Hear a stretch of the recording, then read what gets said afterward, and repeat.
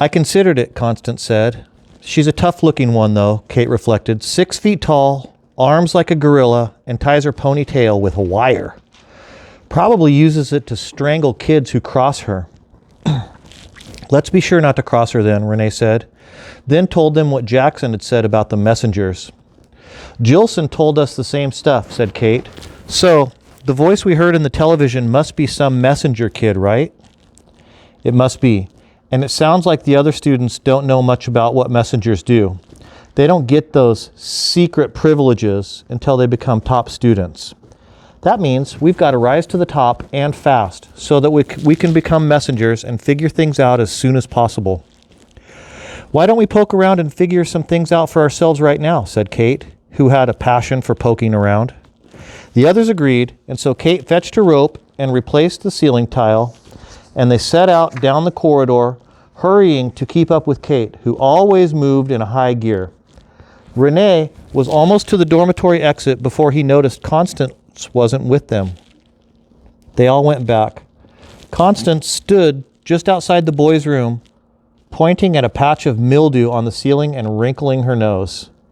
That's disgusting. I mean, that's nasty. I hate mildew. Constance, Renee said, we're in a hurry, remember? They set out again, this time keeping an eye on Constance. But aside from being easily distracted, Constance was an intolerably slow walker. When they urged her to hurry, she obstinately refused. When they let her fall behind, she was irritated that they didn't wait up. It's not my fault my legs are shorter than yours, she complained. I can't be expected to walk so quickly. How about if one of us lets you ride piggyback, Renee suggested. That's stupid, Constance said. But in the end, she let Kate hoist her up, and in this way at least, they made it out of the dormitory into the sunlight. The children decided to follow a narrow, well-kept track, crushed stone, that zigzagged up a tall hill by the dormitory. In a few minutes, they had reached the hilltop, where they were presented with an excellent view of the island. Its entire terrain was one series of hills after some gentle rises, some looming peaks. The children gazed down upon their new school. The Institute's gray stone buildings were so similar to one another and so closely packed, it was difficult to judge precisely where one ended and the other began. They were arranged in a rough U shape around the broad stone plaza and were connected by stone walkways and stone steps. Seen from this perspective, with the stone tower rising up just behind the dormitory, the buildings gave the impression of a fortress rather than a school. And yet, in the bright sun of the morning, the Institute didn't seem such a forbidding place. Not as menacing as they'd imagined. In fact, the whole island was rather lovely. The hillsides were a patchwork of sand, green vegetation, and clusters of boulders stitched together by crisscrossing gravel paths. And here and there along the paths, flowering cactuses had been planted in stone pots. An energetic brook ran down a nearby hill, following its course over and around the stones, sometimes spilling in miniature waterfalls as it made its way to the island shore, which lay but a short distance downhill from the Institute. Aside from the splash and murmur of water and the distant calls of the cliff swallows, the island was remarkably silent. With no children in sight and only an occasional white uniformed worker sweeping a walkway or hastening off to some unknown duty. I guess everyone's in class, said Sticky. He gave Kate a quizzical look. Why are you getting out your kaleidoscope? It's a spyglass in disguise, Renee said as Kate removed the kaleidoscope lens. Kate trained her spyglass on the stone tower. Look, there's a window just above the Institute flag. I'll bet something important is up there. It's the highest window on the island, and there's always something important behind the highest window. She handed Constance the spyglass. It's probably just so they can reach the flag, said Sticky. There has to be a way to bring it in and clean it, you know. Maybe, said Kate. It would be simple enough to sneak in and find out. The window's not as high as it seems, not if you're on that hill. First, you'd need to get over that rock wall. She pointed near the top of the wall. Then hop the brook and climb the rest of the way up. The tower's built right into the hillside, see?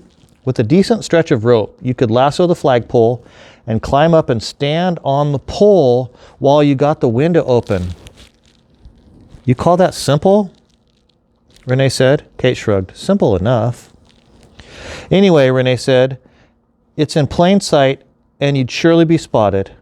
I don't think that's what Mr. Benedict had in mind when he told us not to take unnecessary risks. Kate sighed. I suppose that's true. Constance, in the meantime, was looking disgusted. This is a terrible spyglass, Kate. It makes everything look far away.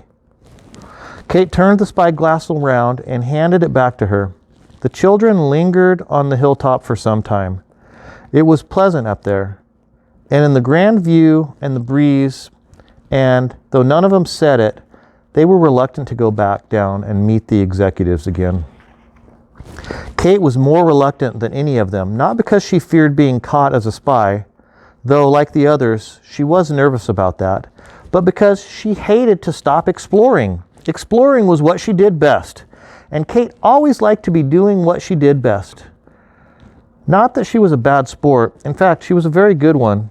She rarely complained, but Kate had spent all her life, ever since her father abandoned her, which affected her more than she cared to admit, trying to prove she didn't need anyone's help. And this was easiest to believe when she was doing what she was good at.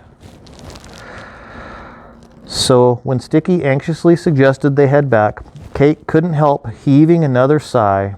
Everyone else felt like sighing too, however, so no one asked Kate what hers was for.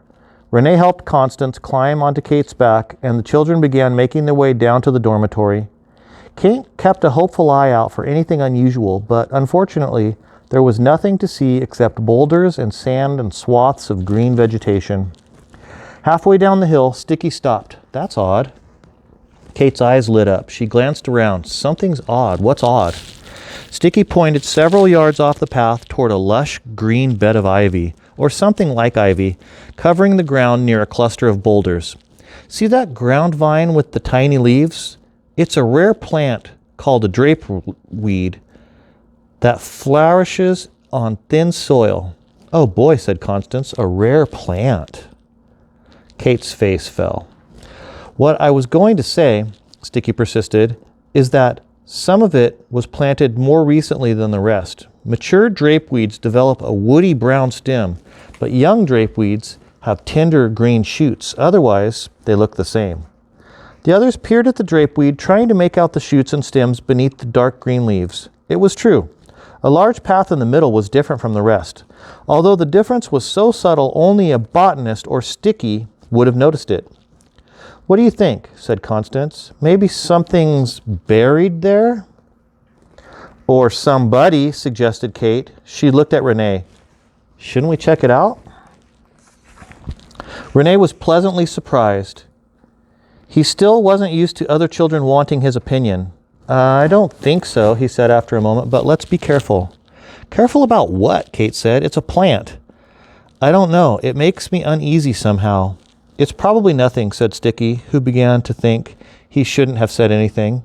He followed the others off the path. Maybe some of the vine developed a fungus and died, and the gardener just filled in the bare spot. Drapeweed is prone to fungus. The others stopped at the edge of the drapeweed bed. It was about twice the size of a living room rug, and, to Kate, at least, about half as interesting.